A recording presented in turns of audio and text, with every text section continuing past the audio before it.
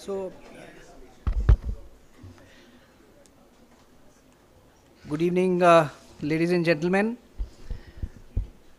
We are gathered here today for the fourth Maritime Knowledge Lecture Series, and we are indeed honored to have two experts, renowned experts from the industry, Professor Rajendra Behel and Dr. Rama Venkatesan. With the permission of the chair, sir, I request you that allow me to introduce the chair. Professor Rajendra Behel, he retired as Emeritus Professor from Care Department of IIT Delhi. He joined IIT Delhi as a Senior Research Assistant when the department Care was called the School of Radar Studies in 1974. And he did his, after obtaining his B.Tech Honours degree in Electronics and Electrical Communication from IIT Kharagpur. He's obtained his PhD in Electrical Engineering in 1982 from IIT Delhi itself. He served as head of the Center for Advanced Research in Electronics Care Department from 1988 until 2018. During this period, around the year 1995, when I joined IIT Delhi under him to do M.Tech, he taught us the applications of Fourier transforms, Laplace transforms, and so forth, and he transformed us into some marine professionals. Professor Behel has set up state-of-art technologies at IIT Delhi and all across India and abroad. He spent almost 50 years there. Besides that, sir has also had several foreign assignments. He was deputed to University of Technology, Loughborough, UK during the 80s. He was also selected for the prestigious NRC Senior Research Associate Award at the US Academy of Science for 1 year during 89 to 90. And he's also worked with the US Naval Postgraduate School, Montanari. He's also been guest professor at the University of Tokyo, Japan, and he's had several associations with leading universities across the world. He is also the first person in India to set up a collaborative research program in underwater acoustic monitoring of Ganges dolphins in association with University of Tokyo, World Wildlife Federation, India, and Chilka Development Authority in the year 2005. After that, he worked on many projects with National Mission on Clean Ganga, and he has also established various programs for integrating sensors and monitoring and processing data and so on and so forth. Many of his projects were also with the Inland Waterway Authority of India, and he has also been guiding for all these 50 years plus Indian Navy. Signal processing is the key to the acoustic sonars, and all the sonar developmental programs have been guided by Professor Behel.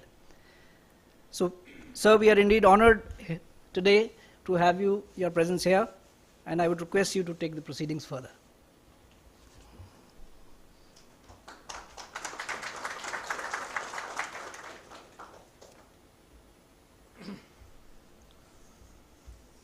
Thank you, Kamar Shrotriya.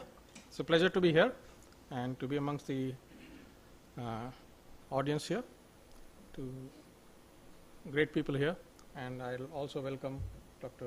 Venkatesan to give this lecture today. Before that, I have to give an address, so I'll do that just now. So, ladies and gentlemen, as Kamar Shrotriya said, I have spent around 50 plus years, not 50, 49 plus years in the underwater domain. So, I have some exposure to some of the things that's happened in this country, and I thought I'll share that with you before I forget it, and whether it's of use to you, you'll have to see. So the title of my talk today is My Reflections on India's Quest for a Prominent Place in the Underwater Domain in the International Stage. So let me start. So it's indeed a pleasure for me to chair today's session to hear from a renowned scientist and technocrat, if I may call, Dr. Venkatesan. His topic is technology enablers for ocean sustainability, that is policy, coastal community, and citizen science. It's even more relevant in the happy situation of India's current high standing in the Committee of Nations as a significant world economic power and a willing contributor to international efforts to make this world a better place for everyone. So we look forward to his talk later tonight. Before he takes the podium, I would like to take this opportunity to reflect upon how India reached the current level of technological achievements in the underwater domain pertaining essentially to the oceans. I've had the good fortune to be involved in research in the underwater domain since 1974-75, as already told to you. In the half a century that has gone past since then, India has surely come a long way on various technological fronts. I have been witness to quite a few interesting events, both as a direct participant and as a student of the underwater domain, much like today's speaker has been in his various prestigious roles. We would like to acknowledge and salute the stalwarts who took the critical decisions before us to provide us with an opportunity to make contributions in the underwater domain. So our careers, like Dr. Venkatesan's and mine, are in the underwater domain, and that's because of some decisions taken by our predecessors at the national level. Tonight I would like to narrate some of the history and steps taken by India specifically in the underwater domain to serve as a backdrop for today's talk by my colleague and honored guest, Dr. Venkatesan. There are some special memories that I would like to share with this august audience gathered here. Most of my observations are based on my recollection of events several decades ago and may not be very precise or complete, but hopefully they'll serve the purpose of providing a reasonable background for this talk later today. So do pardon me for any lapses that may happen on this account. So on to that.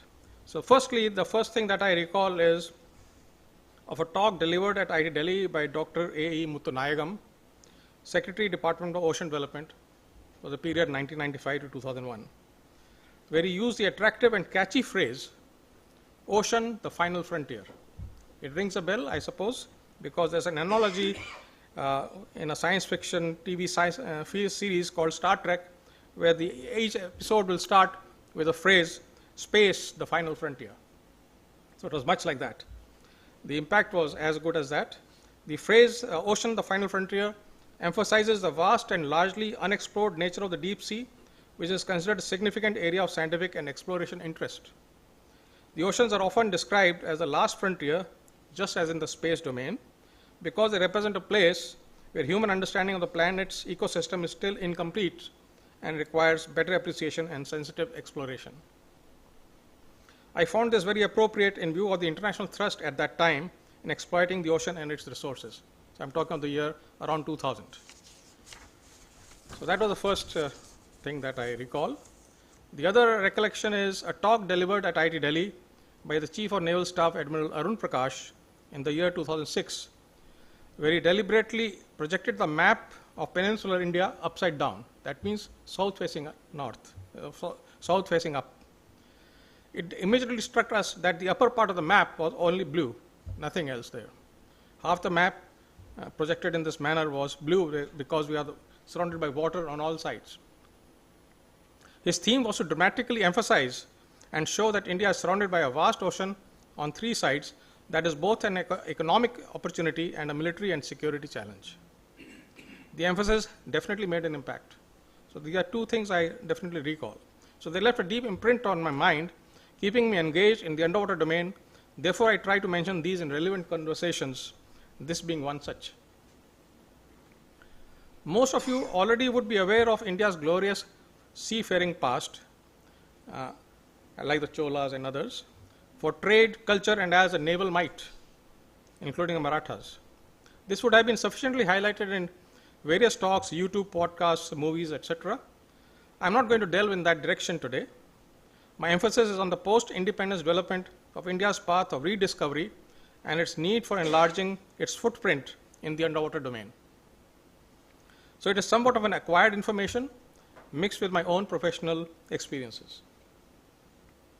I'll now take you through some of the selective early steps taken by India after independence in laying the groundwork in the underwater domain. Number 1, IIT Kharagpur, Department of Naval Architecture, 1952. The Department of Naval Architecture at IIT Kharagpur was established in 1952, almost at the time that IIT Kharagpur was created, making it the first of its kind in the country. It has since been appropriately named Department of Ocean Engineering and Naval Architecture in 1992 to broaden its scope. I'm sure you have heard of IIT Kharagpur and the Department of Naval Architecture.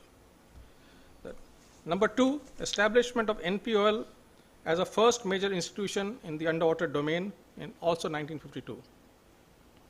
NPOL, which is Naval Physical Oceanographic in short, at Cochin, is one of the major defense R&D labs. It was set up in 1952 as an in-house laboratory of the Indian Navy, because DRDO did not exist at that time, then called as Indian Naval Physical Laboratory, or INPL, for providing scientific support to the armed services. Later it got rechristened as NPOL after the formation of DRDO in 1958. Today NPOL stands out for its outstanding achievements and contributions in the area of sonar and underwater sensor developments for the Navy.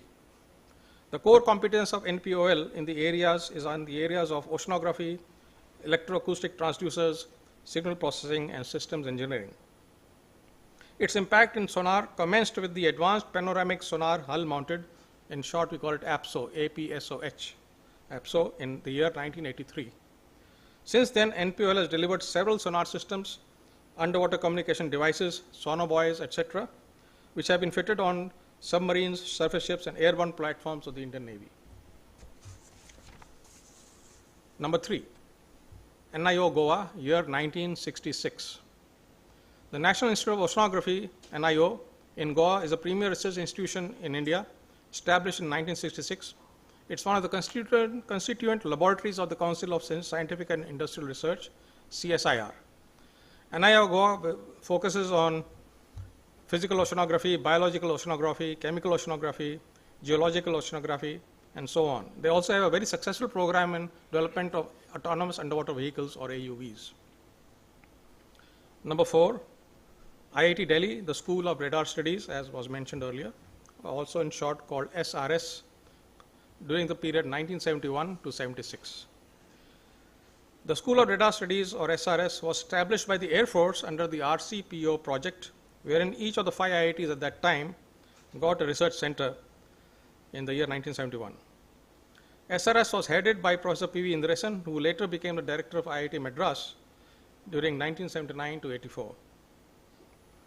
However, as a fallout of the 1971 war, almost at the same time as SRS was created for the Air Force, following the loss of anti-submarine frigate INS Kukri, and Naval Headquarters urgently asked SRS, the nearest location for them in the IIT, for performance improvement of British origin sonar 170B, that was the name of the sonar, for the Navy during the period 1972 to 73. The SRS team was led by a Navy student officer, A.J. Paul Raj, who is now a renowned professor at Stanford University, and also as an entrepreneur. He has been widely acclaimed as a top researcher. The project was a big success, and Bharat Dynamics Limited was designated as production agency for the retrofit sonar 170B mod. In summary, SRS unwittingly became the pioneer research institute to design an indigenous sonar system, even before NPOL, for that matter. This this work acted as a seed that ultimately blossomed into several initiatives in the underwater domain, both at IIT Delhi, DRDO, CSIR, Department of Electronics, and the Department of Ocean Development, later MOES.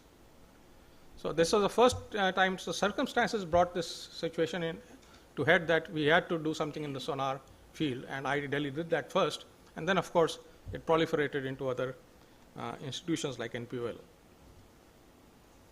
SRS was converted into a Center for Applied Research in Electronics, or CARE in short, in the year 1976 after the expiry of the 5-year RCPO project. So CARE is the legal heir to SRS. I started my career in SRS and I ultimately happened to be in CARE all the time. So very soon after 1976, Department of Electronics, or DOE in short, established a major manpower development and research program in underwater electronics at CARE 1977 onwards. This initiative resulted in CARE being the first recognized academic unit for research in the domain of underwater electronics. The first underwater acoustic test facility in academic area was set up under this program in 1977. CARE continues to conduct MTech and PhD programs in the area. Navy sponsors at least 5 naval officers for the MTech program in underwater electronics. Several projects were funded through the DOE. One such project was the improvement of Sonar 312 on Navy's Kamorta class anti-submarine warfare frigates, the PATIAs, and its indigenous replacement with a multiplexed digital sonar system. It was successfully tested in 1984. Almost contemporaneously with the NPOL's APSO sonar, APSO. So NPOL did the APSO sonar in the year 1983, and we finished the trials of the 312 sonar receiver at IIT Delhi in the year 1984. The Navy now has an MOU with IIT Delhi for sponsoring research and development projects to CARE. Several projects have been handed over to naval users for deployment in the field over the past 5 decades, including the very prominent deck landing system on INS Vikrant, the first INS Vikrant in the 1970s, against an international offer. The list of projects is too long to be mentioned here, but the message is that we have a long-term collaboration with the Navy, and which is still strong and ongoing. Number 6, IIT Madras, Ocean Engineering Center, year 1977. Another initiative in underwater domain in academic field was establishment of Ocean Engineering Center at IIT Madras in 1977. I recall visiting their indoor shallow water basin model around 1980 to help with their wave maker system. It has since been renamed as Department of Ocean Engineering, and that continues to do a lot of work in this area. Number 7, Government of India, Department of Ocean Development, 1981, and MOES 2006. So the Department of Ocean Development came into being in the year 1981. And subsequently it transitioned into what we now call MOES. MOES was created in July 29, 2006, and was reorganized. First it was called the Ministry of Ocean Development, and soon within a few months it was renamed as Ministry of Earth Sciences, incorporating various institutions like the Meteorological Department, Indian Institute of Tropical Meteorology, and others. Since its establishment, MOES has made significant contributions to Earth system sciences, including weather forecasting, climate research, and oceanography. Number 8, NIOT, year 1993. The National Institute of Ocean Technology, or NIOT, was established in 1993 at Chennai as an autonomous society under the Ministry of Earth Sciences. NIOT focuses on developing reliable indigenous technologies to solve engineering problems associated with harvesting non-living and living resources in India's EEZ. NIOT's key areas of interest of research include coastal and environment engineering, energy and fresh water, marine sensor systems, ocean electronics, deep sea technology, marine biotechnology, ocean structures, ocean acoustics, ocean observation, and so on. There's hardly anything that they don't do, including OTEC, that was also there in the energy. So NIOT has dramatically invigorated and transformed the national scene in the underwater domain after its creation. It has several flagship projects and major accomplishments. It has also developed funding programs for other institutions in various areas outside the defense sector. Its contributions in the underwater technology are truly extraordinary and remarkable. Dr. Venkatesan, with us here, has very much been part of the memorable NIOT saga, and I'm sure that today he will have much more to tell us about NIOT's achievements wherever relevant. Right. Let's look at CARE's international collaborations and contributions in the underwater domain, because I'm quite familiar with that. So there are a few points there. So University of Technology Loughborough, as was mentioned, Loughborough or LUT, 1980 onwards, we had a collaboration with them. So IT had a collaboration with UK universities under the erstwhile Colombo Plan. IT Delhi was established under the Colombo Plan.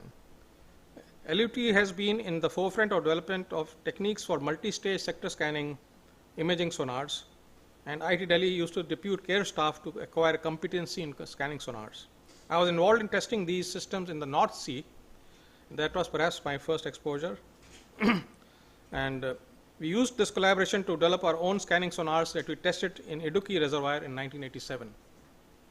India now has proven capability in 3D imaging sonars for deployment in AUVs and other platforms. The other one, important one, is the US Naval Postgraduate School at Monterey, California, 1989 to 90, and this is on the AUV aspect. So during my one-year tenure at the US Naval Postgraduate School in 1989-90, I was associated with the nascent AUV program at the Center for Autonomous Underwater Vehicle Research, where the initial steps were being taken in understanding hydrodynamics of AUVs. They have come a long way since then, and have developed several operational AUVs. This exposure for me to the state-of-the-art AUV underwater robotics served to further reinforce our contributions in the underwater technology as best as we could.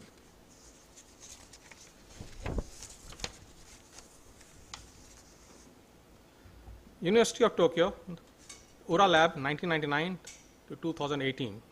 It's like a period of how many years? Almost 19 years. It's related to AUVs and marine mammals. This has been the longest international program taken by CARE in underwater domain. Professor Ura is known as the father of the Japanese AUV program and has established a center for underwater robotics at the Institute of Industrial Science. Several AUVs were developed under his stewardship, and he has several discoveries of underwater plumes to his credit. Those are emissions from the ocean floor. We used an AUV to acoustically track a singing humpback whale in the year 1999, which made headlines in the Japanese press. Interestingly, this achievement was mentioned in the German science fiction movie novel called The Swarm. In German, it is said Der Schwarm, by a German author Frank Schatzing, published in 2004. While writing about the imaginary scenario of a havoc being played by huge swarms of giant jellyfish. So that's just an anecdote. We also developed advanced underwater 3D acoustic localization systems for diving sperm whales tested in Japanese waters off Ogasawara Islands in the Pacific Ocean.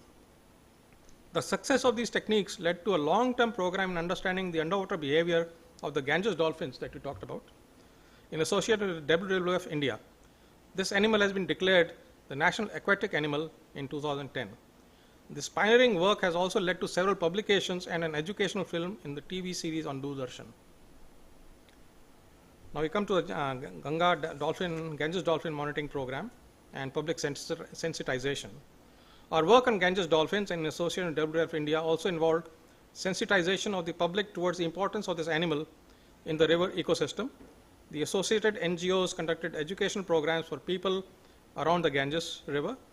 This technology development project for monitoring Ganges dolphin also attracted CSR funding from a US-based company called NTT Data in the year 2016. Later in 2018, the Inland Waterways Authority of India also used a specialized know-how to evaluate and document the underwater acoustic noise of shipping activity in the dolphin habitat in the river Ganga. So that was on this aspect.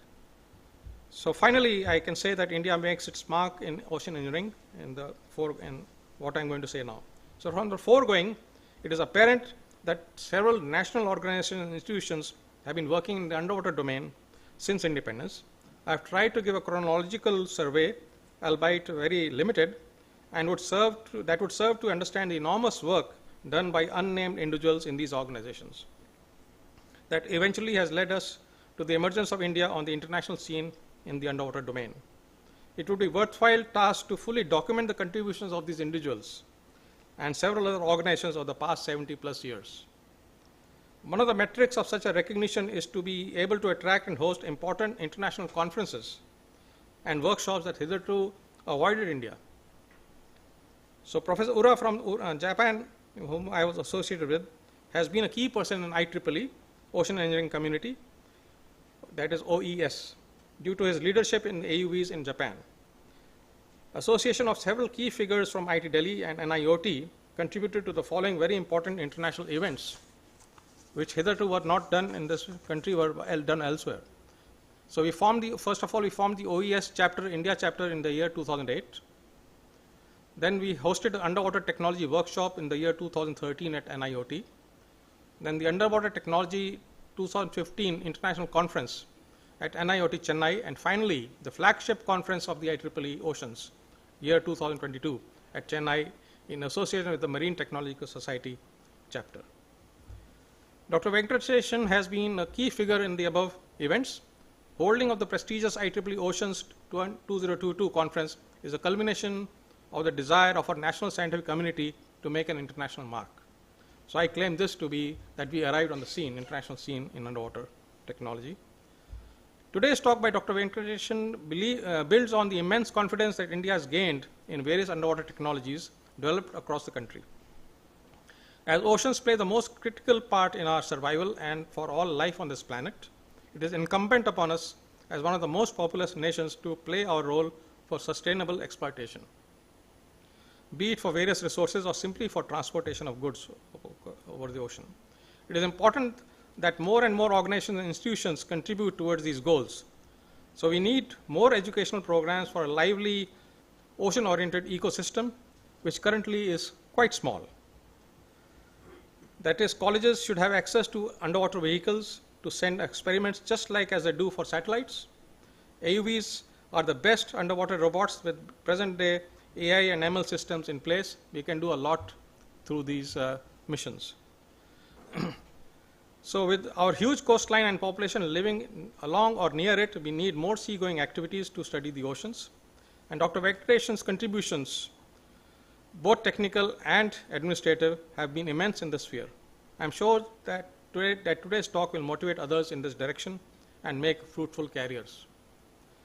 Finally, I offer my salutations to all those who stayed on in this country and have worked hard for making India a nation that matters in the underwater domain. I look forward to the younger generation taking this forward to greater heights figuratively and by going to greater depths literally. Thank you all for your patience and understanding. Like all of you, I'm eagerly waiting to hear Dr. Venkatesan. I'm sorry I took a lot of time. I think I should introduce.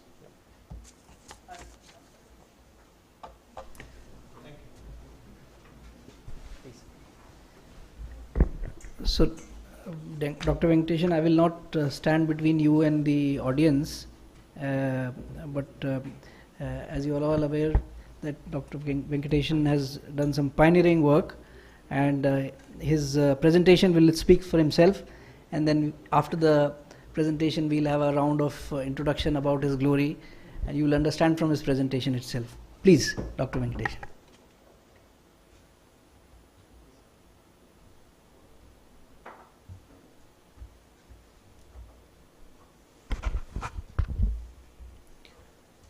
Good evening to everyone. At the outset, I thank Commodore Shishir for inviting me. It's a great honor to be present here, and it's a dream come true. I have passed through this building when I visited Ministry of Earth Sciences, and I'm truly honored that when you called me that you wanted this lecture to be, and I was a bit shaky.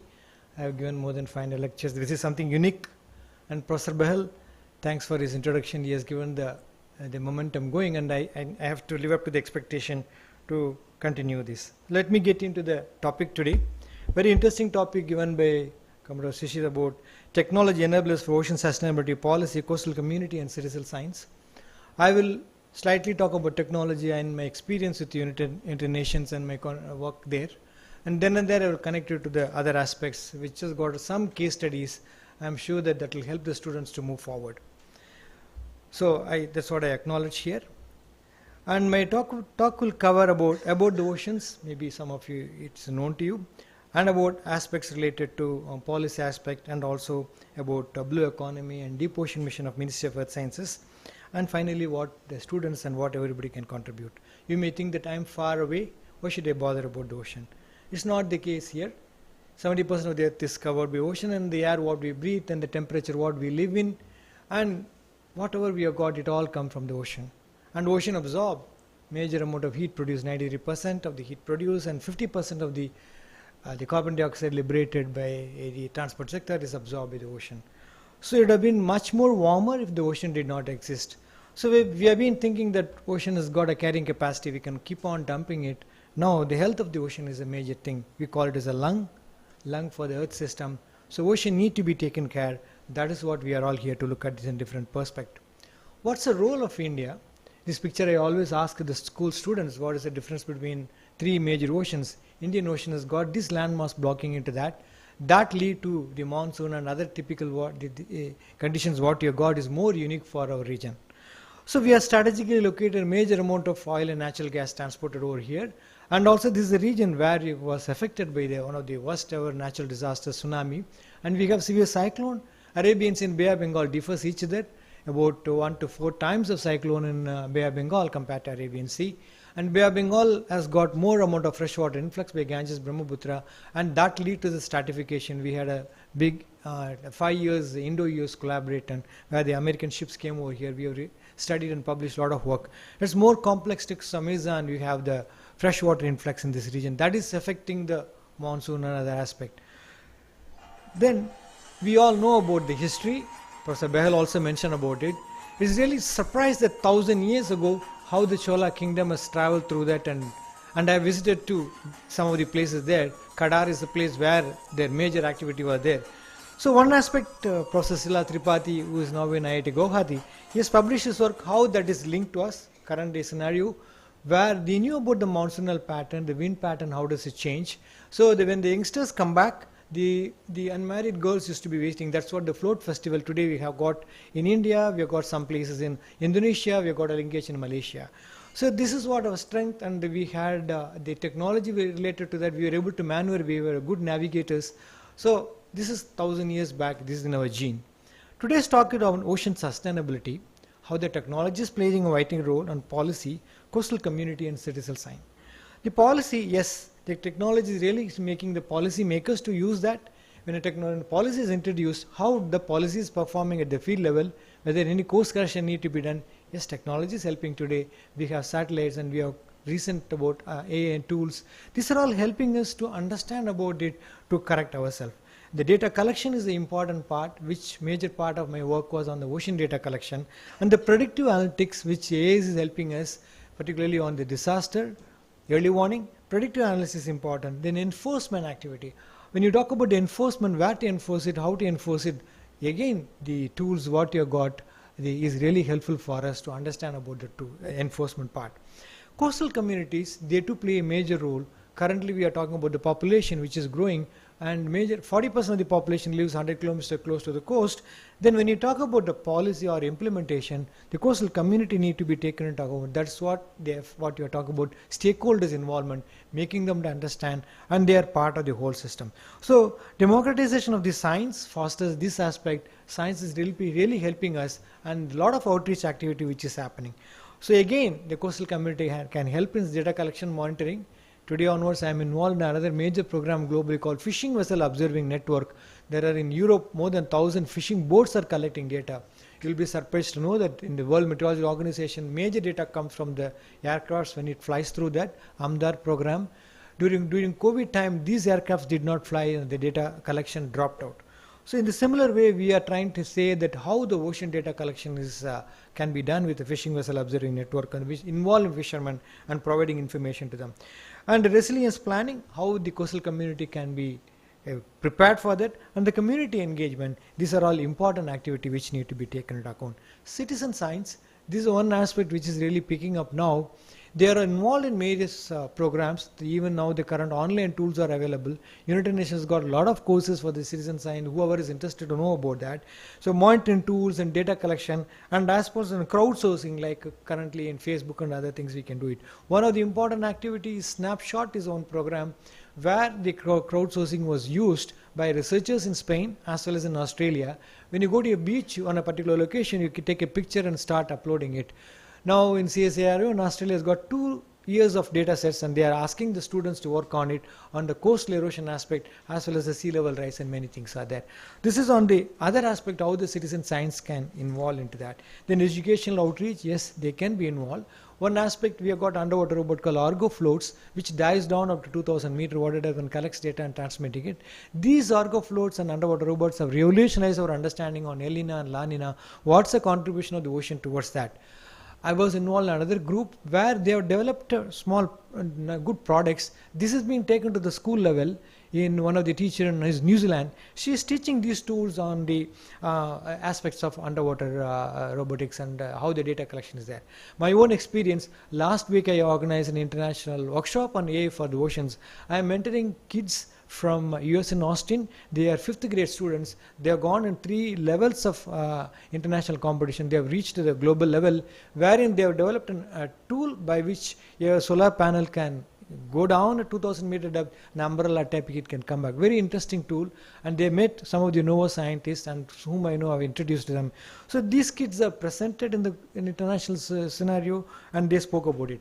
Another my own experience in Marine Technology Society Journal, we used to conduct a competition in Delhi on ocean sciences through IIT Delhi, where you got a marine technology student section there.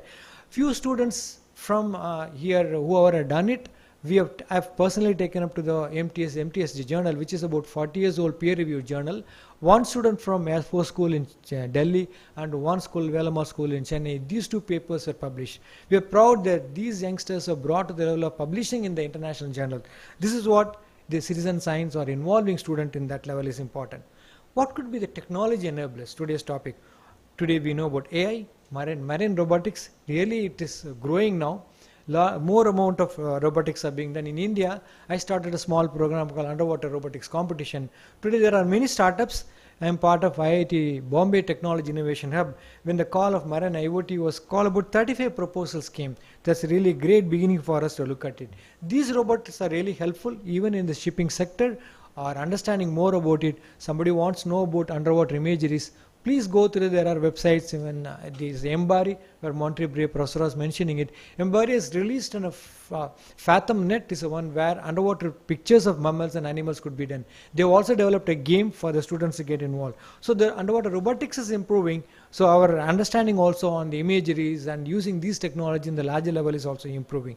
Nanotechnology, yes, that is going to be a major role to play for us to work on it. And satellite and acoustic telemetry is helping us even in the policy makers. When you talk about looking at the illegal fishing, yes, satellite imagery helps. Acoustic telemetry for strategic application, we are deployed passive acoustic sensor to monitor any other intruders in our region. So these technologies are really helping us, because in underwater only acoustics works, not any other way. Optical is some extent.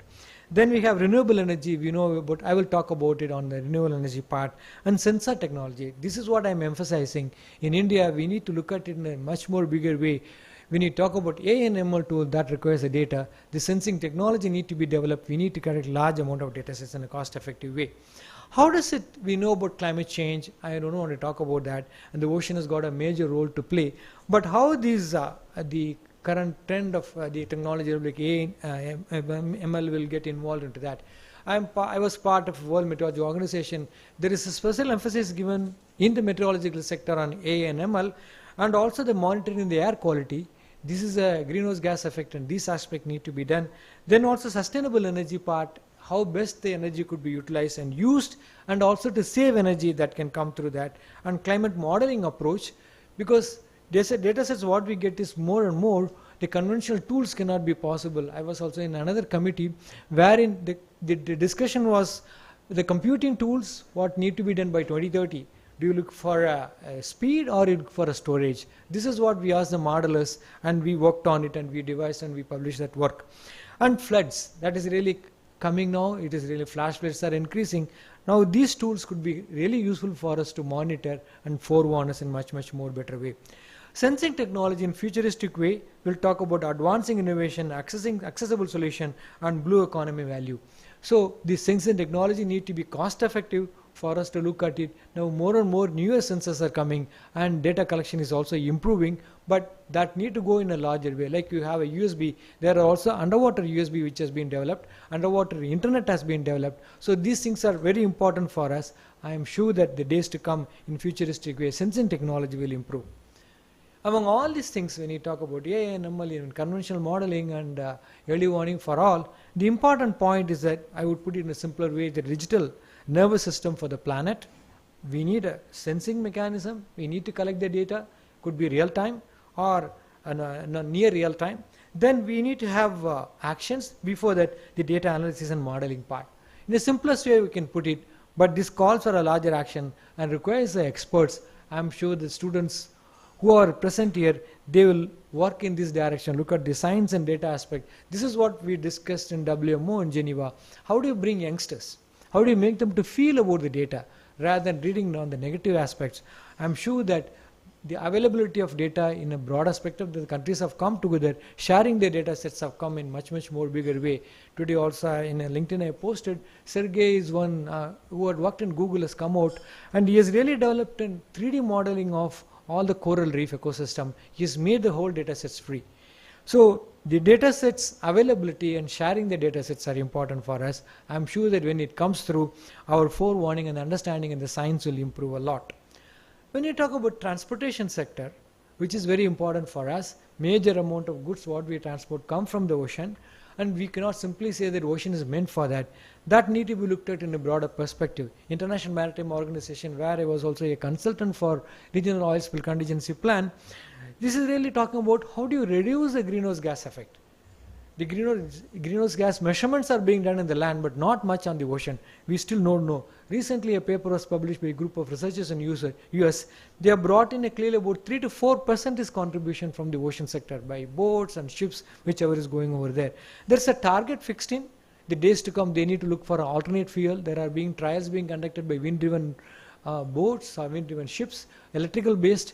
So these things will come in as improving the standardization of the sector. In addition to that, the port sector also getting modernized. The communication between the port and the shipping will be improved. So these are all the collective way one can think about it to make it in a sustainable transportation days to come. Similar way, inland transportation was also important for us. Professor Behel clearly mentioned about that. That is what is a broader perspective. Within the country level, we need to look at it, how best this sustainable transportation can achieve the goal of reducing the impact on the climate change and effectively utilizing these resources for a betterment of the society. Now when you talk about India, we have 12 major ports and 200 minor ports, and also we have got a lot of fishing boats around us. These have to be taken and interconnected, and the Sagarmala project is really working very well. I'm physically seeing that connectivity of the ports is really improving a lot, and efficiency is improving, and the technology is also brought in over there.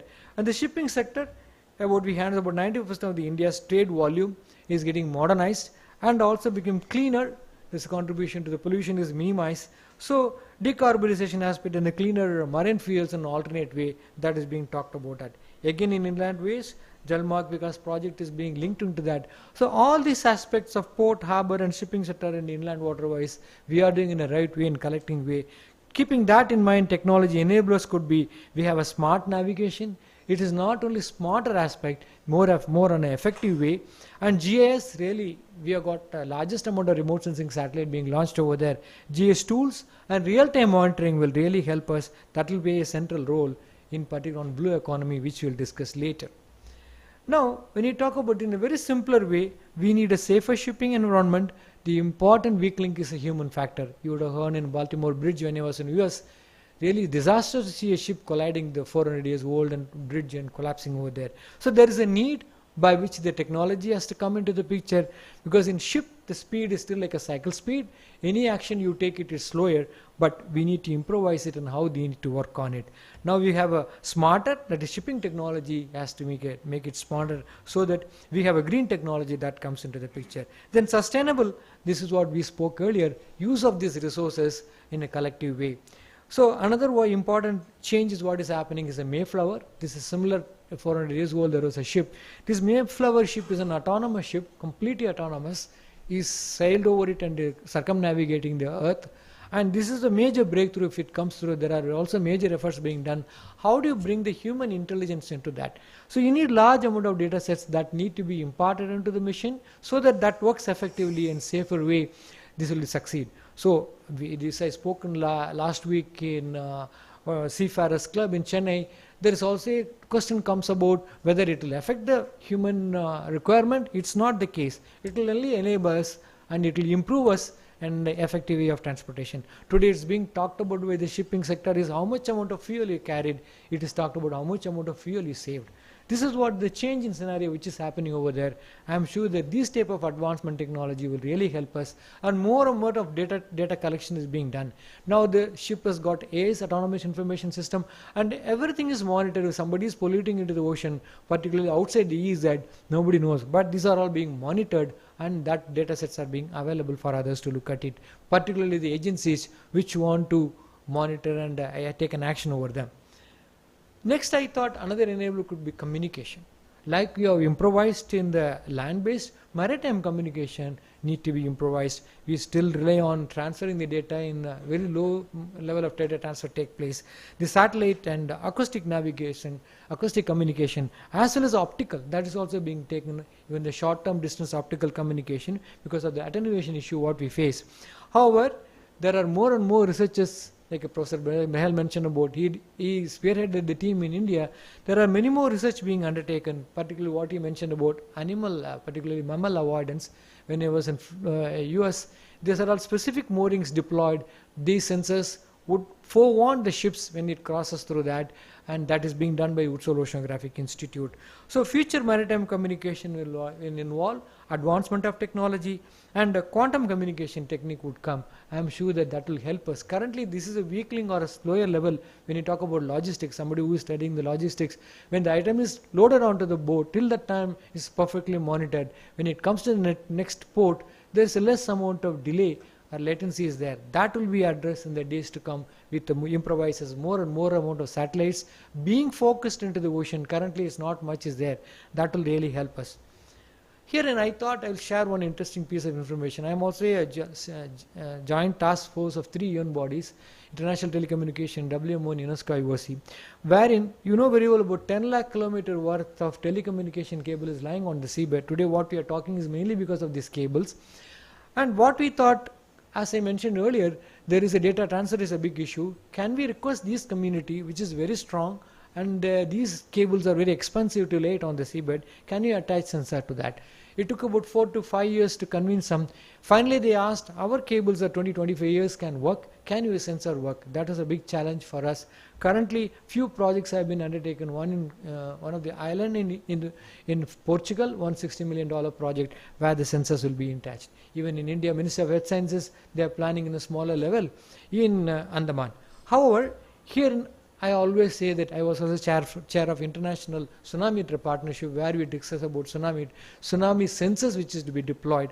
Here is a challenge there, where this Google, Mr. Sundar Pichai announced that they were able to collect the information about cyclone and also about the rainfall. That's mainly because these telecommunication cable transfer the data in an optical way. When it comes to the shore, they convert optical into electrical energy. When the cable is laid on the seabed, it is crystal clear and calm, there's nothing happens there. But these sensors could, this cable could pick up these sensors. They have developed an algorithm with a professor in University of San Diego, and that was published and shown to us that yes, this is an alternate way to forewarn and help the society. So this is the one way we are looking at in a broader perspective, and currently more and more smart cables are being discussed. I'm sure that that will be enable us to get large amount of data sets for us in gigabytes and much more better level. This is another important initiative on the coastal part of it, which Ministry of Environment, Forest and Climate Change is doing. Even I am also part of this committee on blue flag beach certification, wherein when you go to beach, if you see a blue flag, that water quality is tested and the beach is good enough for you to do that. I had a smaller role to play when I was working in Sri Lanka, part of UNEP program and regional seas program. I was heading India, Sri Lanka, Bangladesh, Pakistan, Maldives, wherein I initiated this in a small level with the UNWTO in Spain, wherein we brought the experts, and that time we convinced people in Maldives and Cox Beach in Bangladesh, as well as in Goa in India and in Maldives. I'm glad that this activity has grown in a bigger way. There are more beaches, and first it was declared in Orissa, in Tamil Nadu also in Kovalam beach. Currently I am in another committee in Tamil Nadu, about 6 more beaches will be declared. This will help us to look at coastal as a sustainable way and reduce the pollution related to that, and bring an awareness to the human that what is an importance, why we need to do that. This is a broader perspective which is being looked into that in a blue flag beach certification. Then on maritime law, how do we go in the maritime law? As the technology is improving, the improvisation or the need on the maritime law and the policy level is also improving. I teach ocean policy in IIT Madras, currently also visiting professor in Ambedkar Law University. I could bring Anna University and Ambedkar Law University to come together on a digital part of a law wherein they work together. I am sure that the technology advancement, automation, sustainability and cyber security and maritime security and international cooperation will help. I happen to see some of the students who study in electronics and communication studying law now, BL. So more amount of engineers are coming there. IIT Kharagpur is one place where I address the students who are part of the legal team where they are studying about that. I am sure the days to come, the maritime law advancement technology will help them to handle these cases much more better way. Now as we go on an international level, globalization, there could be more and more of conflicts, and these we need to get prepared. When our ship goes to international waters, they need to look at it, particularly on the discharge. These are all important for them. So education and awareness, that will come through that in these emerging technologies. How do we stand in the higher education on the ocean component? I want to inform about how the United Nations talk about sustainability, even though there are targets and we are still far away, far behind that. They are already promoting that higher education is a place where this need to be taken into now. They have brought in the awareness campaign called Act Now. And I am glad to say that Brazil has taken over, is the first country in the world to commit for the national school curriculum on ocean literacy, because UNESCO IOC has got a big program on ocean literacy, and Brazil is really the first country. I am sure that many other countries, India also can follow that, bring this as a part of curriculum. That will really help us. I am also glad to say that one college in Chennai, Sairam College, has got SDG everywhere. You can see in the classroom to walk in everywhere. Few days ago we took some foreigners over there. They were all thrilled. They were never seen. So that is also helping us to bring that as a education. They are bringing a curriculum part, also engaging with the villages. They have adopted 5 villages where the student need to work. Again, that comes to the grading for you, and also bringing benefits to the approach, like you bring a small technology to these villages for their local problems. So this is the one way the awareness and also the role of students and youngsters would come over there. This is the one way where we, in the national level also, if it comes through as a national scheme, that will benefit us as a country. To look at the target, now the target being fixed by the state governments, now we can involve the society and the youngsters to get involved in this aspect. With all these things, how do we stand? How the global community is looking, how the global policy is being evolved? The United Nations play a major role. We have only one globally agreed law of sea, that is UNCLOS 3, which took about 12 years to get into that. This is a parent, we call it as a Convention of the Sea. This is only one document available for us. All other ocean related activities are quoted. Very recently BBNJ, that is the biodiversity beyond national jurisdiction, is the one which is being approved, and India is also a signatory to that. This is the one way we can, the ocean is being protected, and the conservation and the awareness activities are being done over there. This is a picture you need to understand about it. When you talk about disaster, when you talk about the forewarning, 50% of the ocean is covered by the respective country. The EU is discovered. The sovereign rights of the country, only they can collect the data. If they share it, only it's possible. This is what sometimes we fail in predicting it. We talk about marine heat wave, we talk about cyclones. In India, we look at in the 25 countries are there in Indian Ocean. India is one country compared to many other countries over there, collecting vast amount of data sets, and we are sharing it with others. If at all other countries collect data and share, definitely our forewarning and improvisation will improve. During the COVID time, we were all at home, and thanks to Indian Meteorology Department, the cyclone which is hit over the Amphan cyclone was properly predicted. 6 parameters are required for that. Out of the 3 parameters comes from the ocean. We were providing from NAOT.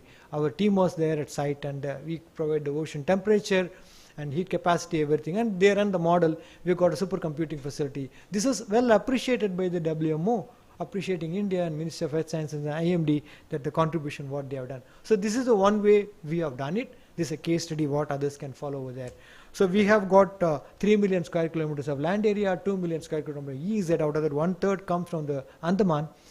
When we have submitted, the Ministry of Health Sciences submitted the external confidential, the submission comes through that, we'll get equal amount of seabed area. This is what currently everybody is looking into that. Every country is looking every square inch what they can get the benefit out of that. Awareness is more.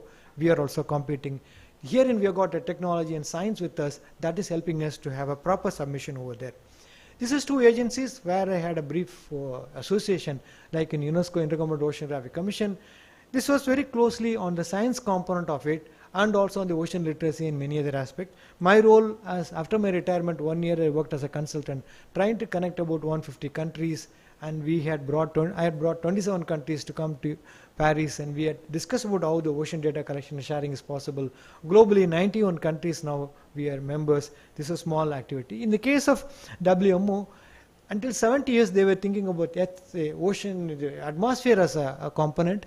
Now they have got Earth system approach, like atmosphere, ocean, cryo, and hydro, and also space. They are all coming into the picture, and this is what is also helping us. They have brought in some data sets which can be shared, and they are also looked, like I mentioned, about how the land-based data collection also can improve. They have got about $500 million under this program, where the least developed country and SITs are being supported over there. Now, next comes, when you talk about the ocean, we should not forget about the natural disasters, what we face, like storm, cyclone, tsunami, and floods. And this is what is India's capability. We have got technology, we have got the system deployed at sea systematically, like Professor Bahel mentioned. There are unsung heroes who sail and maintain this system real-time basis. Our data sets are at par with the US. In India and US Ministry of Health Sciences and NOAA, we are sharing the data with outside the EEZ. This is what is a major contribution we have done. We to have a system in Arctic too. Now we have got a data reception facility. These data sets are available in the INCOIS, where the students can collect the data and work on it. I'm sure that this will be an eye-opener for some of the students, even to get a feel of it. What could be the temperature now? Underwater up to 500 meters, we get the temperature and current. Why can't we see that and look at it to get the knowledge about that? Now, the Ministry of Health Sciences, under that, INCOIS is their International Center for Ocean Information. So they've got a value chain of providing this data to the community. They've got a potential fishery zone, they've got ocean state forecast, then also about coral reef monitoring. All this have come from the ocean data collection and satellite imagery. So this is being made available, so the community is really getting benefited out of these aspects, what we are doing in this complete value chain. So this is another one on tsunami. This is the world's worst ever disaster we have faced, natural disaster. And we have immediately, Ministry of Health Sciences took effort and we have deployed the system, and this is working. And India, as one country other than the US, we have got complete system deployed and functioning. Earlier we never had a Iridium approval, thanks to Dr. Srivatsa who is here, and we got the Iridium communication approval too. Recently, Indian team delegation went to Thailand. They want to buy from us. There's also a discussion from Australia. I just want to say that how we are improvised, the technology we have developed, we are at par or sometimes much better than others. This is mainly because of the consistent effort of the government and the policymakers and the engineers and the system what we have developed over there. And also there is another program on a social aspect. How do you make the people tsunami readiness program, this UNESCO IOC program? The Ministry of Health Sciences, INCOIS has done the work. Some of the communities and the villages, they have been made to bring in awareness and get prepared. Because in the 2004 tsunami, the awareness was a big challenge. Many people died mainly because they went into the ocean when the water resided over there. This is an Arctic program. For us, India has got a major role to play. I was part of the team in 2014. We have installed the system. Currently more than about 30-35 lakh worth of data sets, physical, biological, chemical data sets we have collected. It's very happening moment for us that we could publish some more work in nature, and also this is continuing. We are also collecting underwater acoustic data. We have compared the acoustic imagery, acoustic data sets on the cyclone over there and many other aspects. We had a small recognition by the Honorable President, National Geoscience Award we received in Rashtrapati Bhavan. This is a system what we deploy, very complicated to work in the frozen area. We have now expertise. It is possible for us to work in that region. Another challenge what we face is erosion, mainly because sea level as well as the activities what we undertake. And there are regions which are being affected one activity National Center for Coastal Research NCCR has done in Pondicherry, where the beach has been recreated, and that is when somebody goes to Pondicherry, the beach was not there. Currently beach has been developed. This is what technology reaching the society, how we have done it. This is really, this is our local activity. We need to have our own expertise. We can't expect somebody to come over there. This has been successfully completed. Now various measures have been developed. They have also developed requirements for different states, and they are submitted over there. This is an interesting picture. We need to be proud of this country. We have got any ecosystem, what we talk about, seagrass or coral or mangrove, we have got in this country distributed along the coast. So there is a compelling need for us to protect these resources and preserve it for a larger period. We know very well the coral reefs like in Andaman, Gulf of Mannar and Lakshadweep, they are all hundreds of years they were there. Like a mangrove ecosystem that has protected the coast even during the sea level rise, even during the tsunami. So we need to look at it, how these can be enhanced, protected. We also need the development, how both can go in hand. Here this has been discussed in Blue Economy, which is a framework, Ministry of Earth Sciences nodal agency. There are priority areas which is clearly defined on whatever I mentioned. There are two aspects which has not been discussed about marine spatial planning and national accounting. I will briefly touch upon that.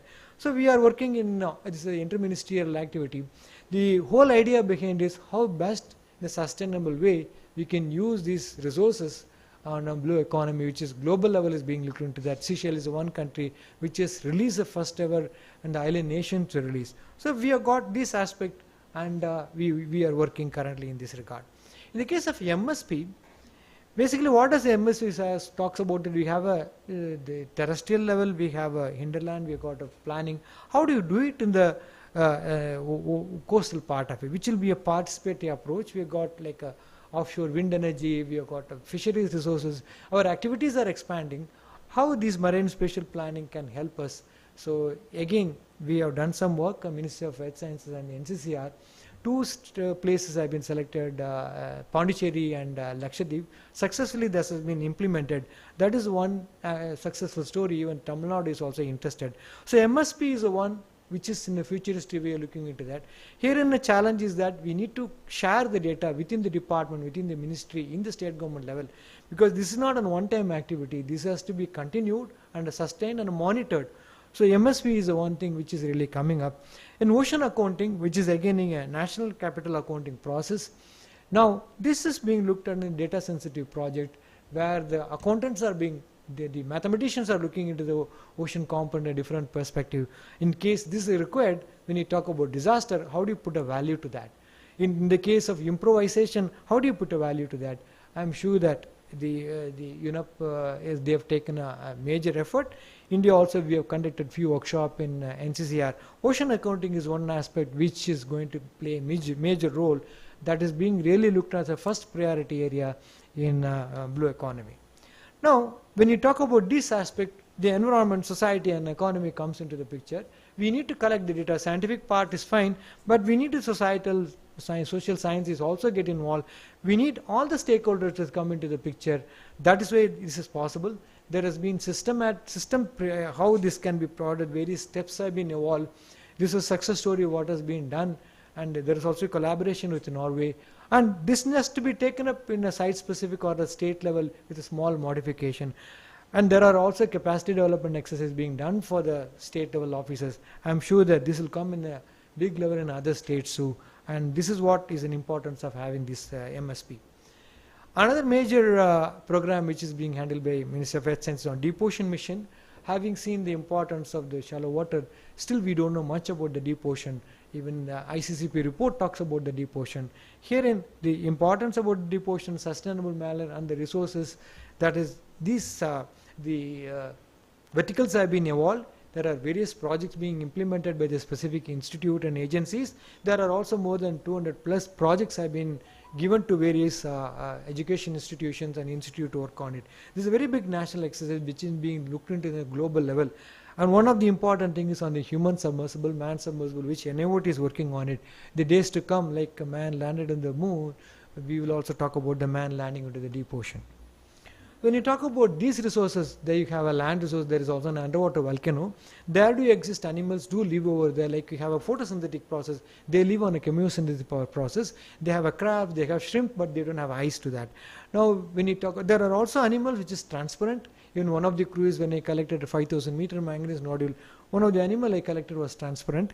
We also published a work on one of the animal which is normally we have sponges, but this optical sponge we got off Andaman, and we have also tested in IIT Madras. Now normally optical is done in a blower by the higher temperature. How in ocean in the cold temperature and higher pressure these animals are able to produce. So we need to look at this aspect in a broader way, and there are many more such videos are available. This is an eye opener for you. Please go through that. There are a lot of awareness being conducted. I am also part of another deep ocean observatory network in University of San Diego, oceanography. There is a program in May. We have an online program where researchers will come and talk about their activity just for the sake of fun to understand about the deep ocean. Please look into that. Now, this is one picture which I thought I will share with you. This is a paper published. The Titanic shipwreck, more than 110 years old, may be eaten away by microbes. We would not have believed it before COVID. Now we know the disaster effect of COVID, how the microbes can play a major role. This is Henry Taman, with whom I am also interacting with her. She published this work like a Christmas treaty called these microbes which can eat away. Why I am correlating it when we work deployed at tsunami early warning system at 3,000 meter depth. My colleagues brought out with an instrument which has got a mucous membrane into that. We did a complete research work and we found that this is what settlement by the marine organisms which has corroded the material, which is 17.4 pH, highly corrosive material. We have imported this component from UK. There is a very important recent finding. There is evidence of oxygen by 3 researchers in USA they published. This is what I would like to call it. Ocean, deep ocean is still completely unknown. We need to look at it, we need to preserve. I am sure that this activity is what we are taking like a deep ocean mission will help us. Now energy from the ocean, there are various energy like wave, wind, and OTEC, ocean thermal energy conversion. I was part of this project. So these activities, we have a commitment to work on it. We have 30% of these renewable energy. Ministry of Earth Science is working on it. We have a wave energy plant of Virinjam in Kerala. We have done it for 10 years. We have done a large amount of data sets, but proximity to the Earth equator, we don't get such amount of wave heights what is required for a sustained wave. So these are all some challenges like ocean current, Gulf of Cambay is close to you. These are all some which can take care. Now minerals, yes, there are minerals like polymetallic nodules at 5,000 meter net water depth. We have cobalt, nickel, and cobalt crust. These are all some activity which Ministry of Earth Science is working on it. I just want to bring it to your notice that seabed is having these resources, and there are also mounts like you have Himalaya. Similarly, that seabed mounts are there. After the Malaysian Airlines which has fallen into the sea, then there is more amount of requirement to come. There is a seabed 2030 is a project which is globally being undertaken to study about the seabed. It's often said that a man knows more about the top of the moon than about the bottom of the earth what he is living. So these are all some pictures to show you that, to bring an awareness to you that about the minerals from the ocean. This is another work which NAOT has done it on desalination. We know very well reverse osmosis process, wherein in the deep ocean at 600 meter water depth we have cold water. The surface water is taken, water boils at 100 degrees centigrade. We can vaporize the water without heat by bringing it to the vacuum. This we have studied in the schools in Charles' law and Boyle's law. Similar way, this seawater is taken in, vaporized in a vacuum chamber, condensed by drawing the cold water. This is possible in Lakshadweep because these are all islands which in half a kilometer distance we have a half a kilometer depth. It's not possible in the mainland. We have to go about 40 kilometer away. So this is a geographic condition by which, thanks to Honorable Prime Minister and we have Ministry of Earth Sciences funded with the Lakshadweep administration. Today about 6 islands have got this, 7 islands have got this desalination project. And I had gone to these islands before 2005. They were only collecting rainwater and distributing. Now the villagers, the islanders are able to consume like us fresh water through this technology which has reached the society.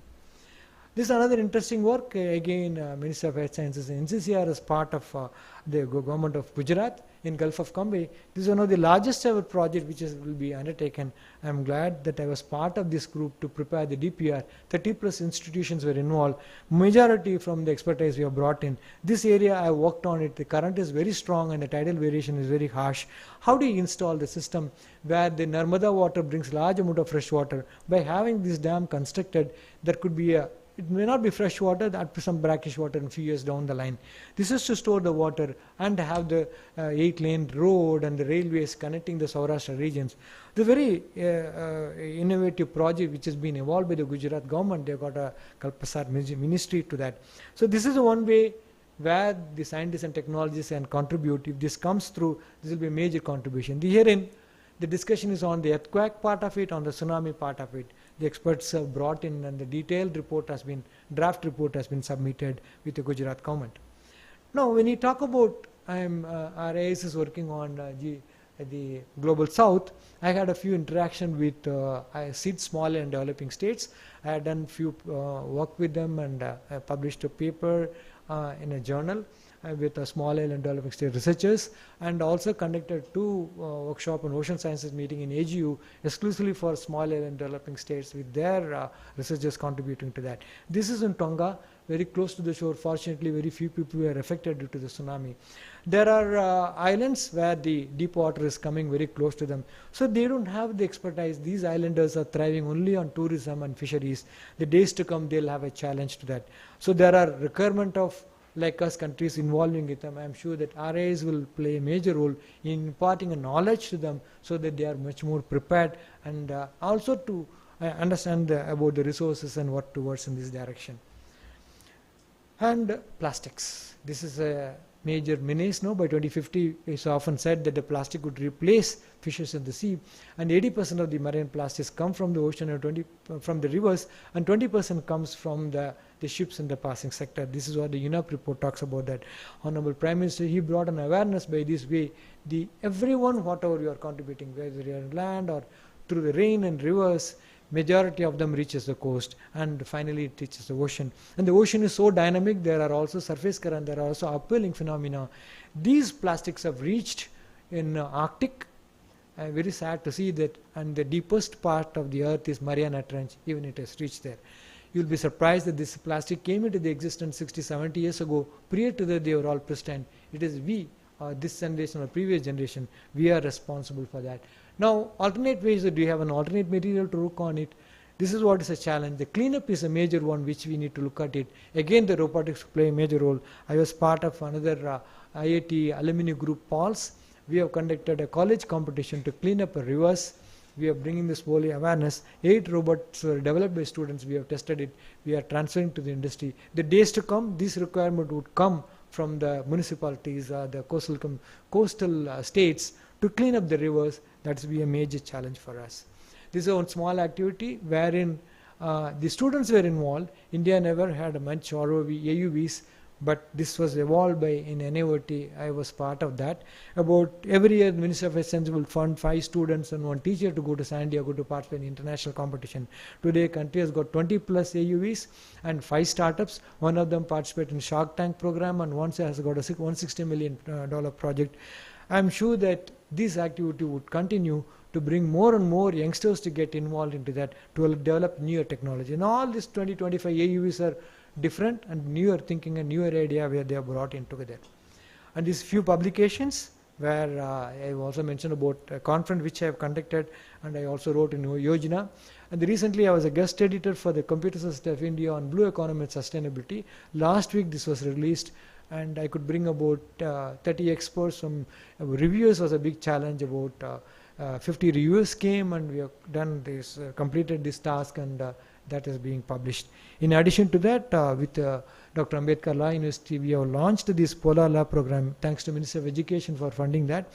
And it's a MOOC course, and the last year it was a grand success. 1,330 people registered and 100 appeared for the final exam. They were very happy, and they have relaunched it. There are 45 modules. About 5 of my modules are there in this. So this is the way we need to look at, bring different experts to come together and bring an awareness to the students in this aspect. This is my own personal contribution with my colleagues. After the Gaja cyclone, we went and tried to help people. Then we found that 60 lakh coconut trees have fallen down there. We started at a very small level, collecting money, and I could propagate this idea, $1 a tree for 2 generations, because the coconut trees can come for about 20-25 years. And I'm glad that about 20 lakh rupee was collected and 20,000 coconut trees and mango and other trees were distributed to the local communities. We visited schools and we gave an awareness discussion to them. In 30 schools, personally, we visited and distributed to them. This is to show you that what we leave behind, we have a small contribution, what we give back to the society. Today, what we are here is mainly by the society. We have to give back in a smaller level, whatever way is possible for us to do that. I thought this will motivate youngsters to think in a broader way. In whatever way, in small level, you can contribute. That's the best way. How can I contribute? I thought I'll conclude in this way. You can participate in the citizen science program. The UNESCO has got various activity, and they join a professional society which conducts similar activity, and part of any group and contribute in a smaller level, and try to bring wherever you got school and colleges in a part of education program. More than about 200 schools I would have visited. I speak in Tamil and bring an awareness to them. Like this, everyone can contribute and bring an awareness to these people and work in this regard. And look at synergies, how the universities can play a major role. How do you bring industry? That's a major part into that. Industry has got a responsibility. When I am trying to say part of environment committee in Tamil Nadu, say that how do you help make them to collect data and share with the national agencies? That will really help us in a broader way. And there are many ways to incorporate ocean data, and yes, free data sets are available. You can think in a different way, come out your own module to help us. So these expertise and ocean data sets, more and more students and college faculty getting involved in that, I am sure that that will really benefit, and that will be a great success for us in this talk, and I am very glad. Thanks for your patience. And this is a small level. I hail from a very small village. I had an opportunity to visit United Nations and their delegations and visit all this, and still I am interacting with many experts abroad. And this is possible for youngsters. There is no end to their thinking. Think high and start dreaming about that. I wish you all success in whatever career you are undertaken. You are all 1,000 times better, more and more having a caliber than us. And you have got more opportunities. I am sure that you will succeed in your endeavor. Thanks a lot. Thanks for your patience listening.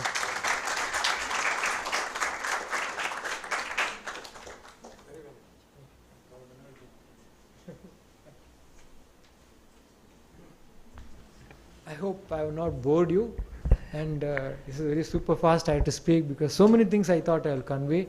It will help you to use these keywords to learn more about it. It's very difficult to comprehend everything. I was a bit faster.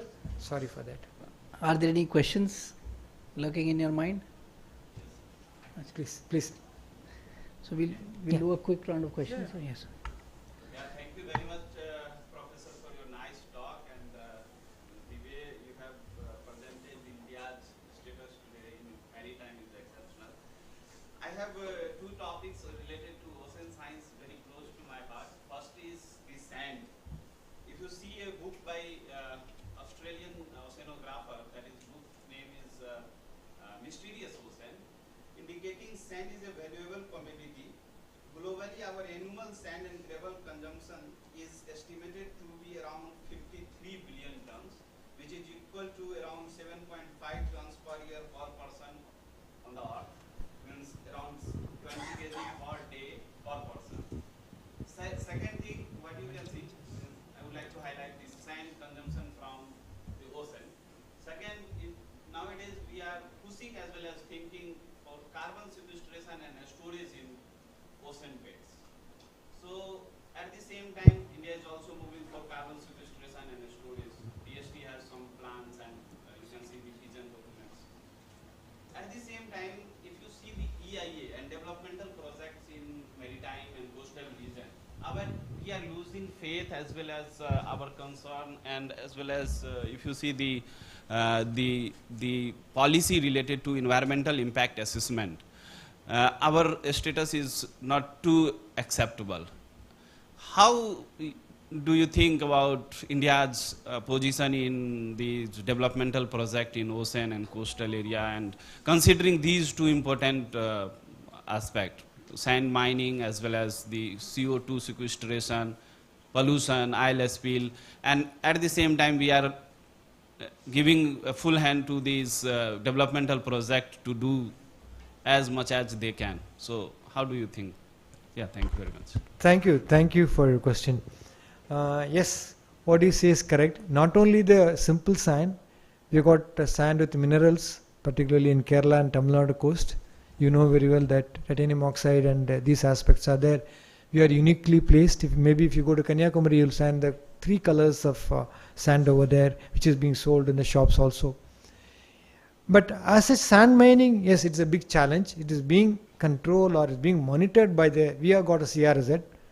CRZ regulations are in place now. I was also part of the CRZ committee. Moment this monitoring aspect, we have got strong NGOs now. Monitoring mechanism is there. They immediately respond, and only there are some clarity in who will impose that regulation.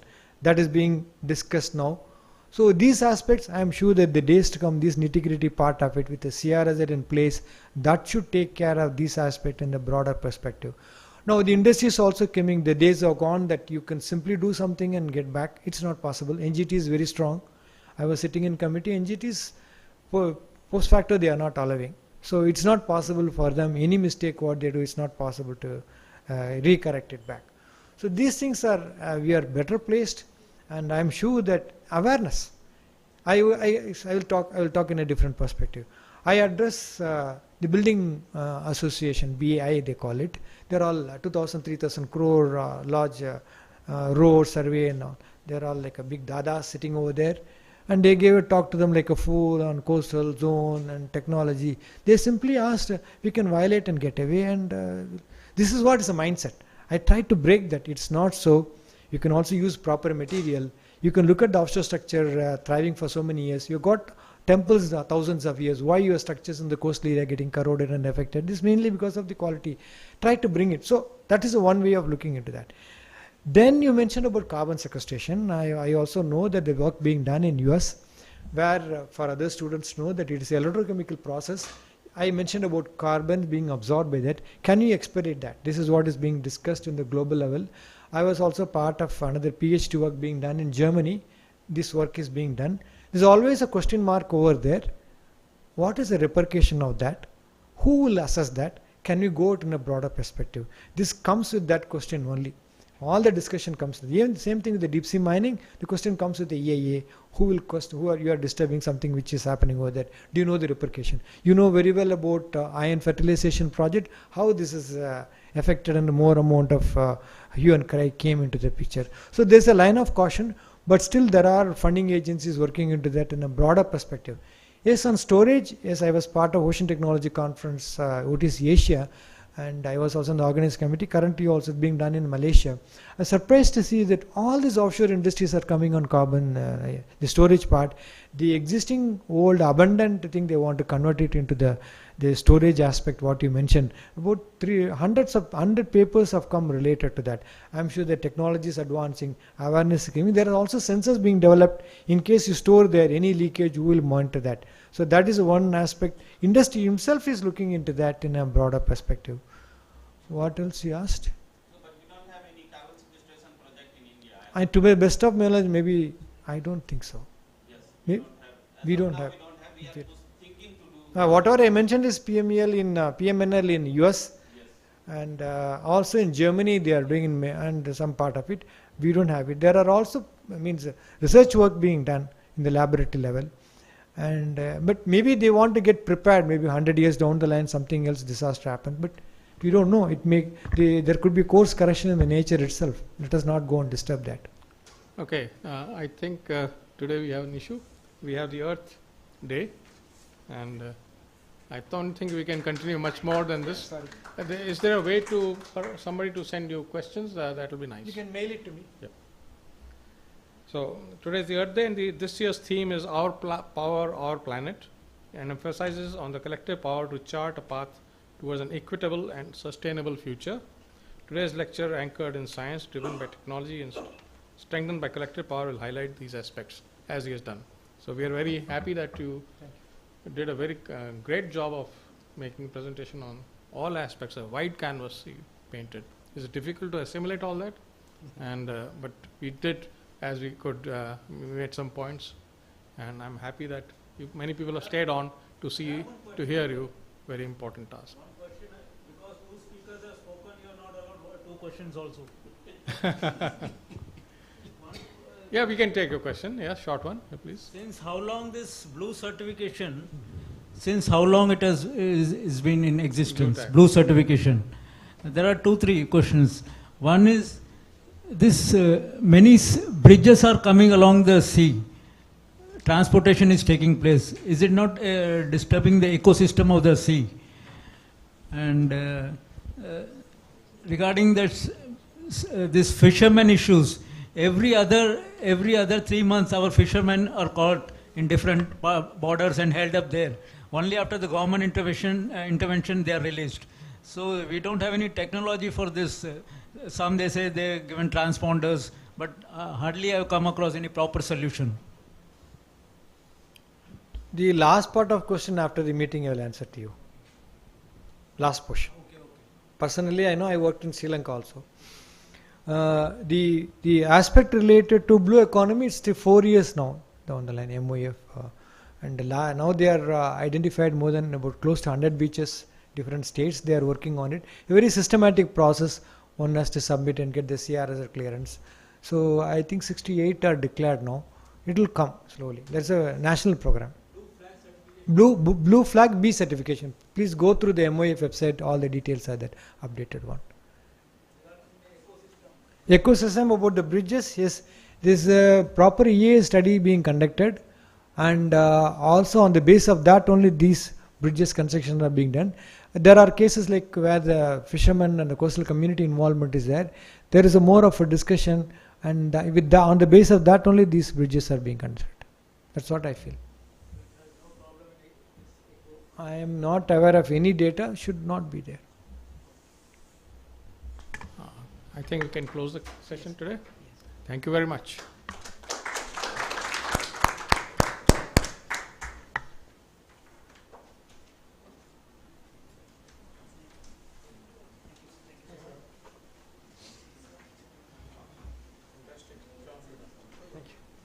Thanks for you.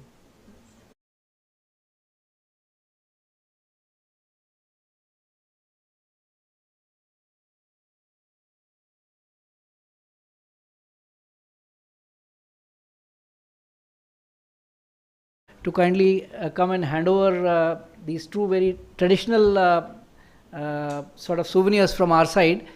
They depict the tribal art form of India, and RIS has this special artifact.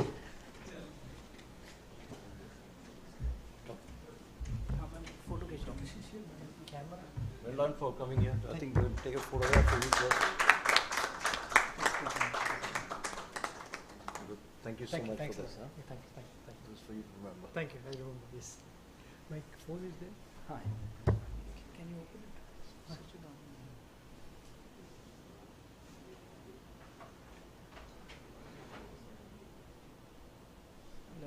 Once again, a photo. The front benchers have a long road to do. Just click some photos. Once again. Please.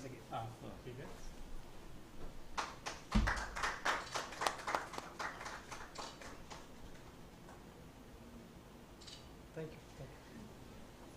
You have some more work to do. Thank you so much. That's very nice.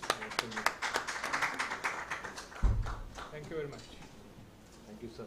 Wonderful. Thank you so much. Thanks. Bye.